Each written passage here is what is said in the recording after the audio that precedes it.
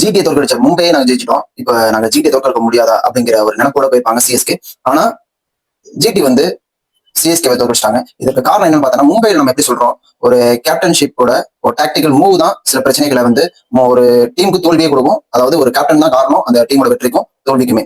அதாவது சின்ன சின்ன மூவ் வந்து எப்படி மேட்சை மாத்தும் அப்படிங்கிறதுல மும்பை ஒரு உதாரணம், ரெண்டாவது வந்து சிஎஸ்கே ஒரு பக்காவான உதாரணம். அதுக்கு என்ன காரணம்னு பார்த்தா, போன மேட்ச் பண்ண பிளஸ் இந்த மேட்ச்ல கொஞ்சம் சேஞ்சஸ் பண்றது, இல்ல இது மாதிரியான ஃபீல்டிங் பிளேஸ்மெண்ட், இல்ல இது மாதிரியான பேட்டிங் அணுகுமுறை கொண்டு வாங்க, இல்ல இது மாதிரியான பவுலிங் ரொட்டேஷனை கொண்டு வருது, அதாவது எந்த பிளேயரை எந்த இடத்துல கொண்டு வரணும், எந்த இடத்துல வெளியே கொண்டு போகும் அப்படிங்கிற சில விஷயங்கள் தான் மேட்சையே மாத்தும்.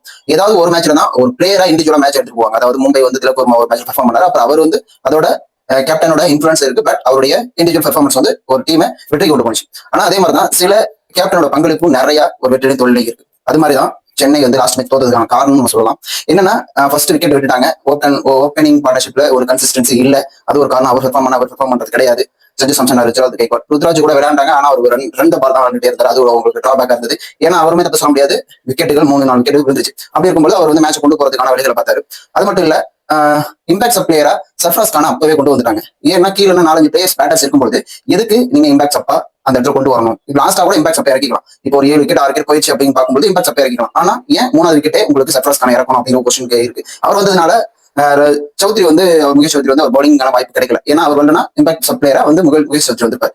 இப்ப அங்க சென்னை வந்து கொஞ்சம் போட்டு விட்டாங்க. ஏன்னா அவருக்கு வந்தாலும் கொஞ்சம் இம்பாக்ட் வந்து பவுலிங் சைட்ல இருந்து கிடைச்சிடும். அது கிடைக்காம போயிடுச்சு. ஏன்னா அந்த பிச்சில் 180 190 மேல அடிச்சாலும் கொஞ்சம் எடுத்து ஜெயிக்க முடியும்.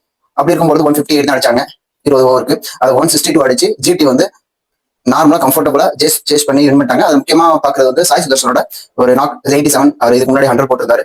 சாய் சுதர்சன் இப்பதான் ஃபார்ம்ல வர்றாரு. கில்லும் சாய் சுதர்சனும் ஐபிஎல்லே பார்ட்னர்ஷிப்லயே ஓப்பனிங் பார்ட்னர்ஷிப்னா அவங்க நம்ம ஃபர்ஸ்ட் எடுத்துக்கலாம். அப்படிப்பட்ட பேர் அவங்க வந்து இப்பதான் முன்னோக்கி போயிட்டு இருக்காங்க. சிஎஸ்கே கீழே வந்துட்டாங்க, ஜிடி மேல போயிருக்காங்க. இப்ப சிஎஸ்கே அவங்க எந்தெந்த காம்பினேஷனை செட் பண்ணணும், எந்தெந்த இடத்துல டாக்டிக் மூவ் பண்ணணும் அப்படிங்கிறத ப்ராப்பரா பண்ணாங்கன்னா இன்னமும் 6 மேட்ச் இருக்கு, 6ல் 5 ஜெயிச்சே ஆகணும் ஃப்ரீ ஆஃப் போறதுக்கு. அந்த டெசிஷனை அவங்க ப்ராப்பரா எடுப்பாங்களா அப்படிங்கிறத பொறுத்து பார்க்கணும்.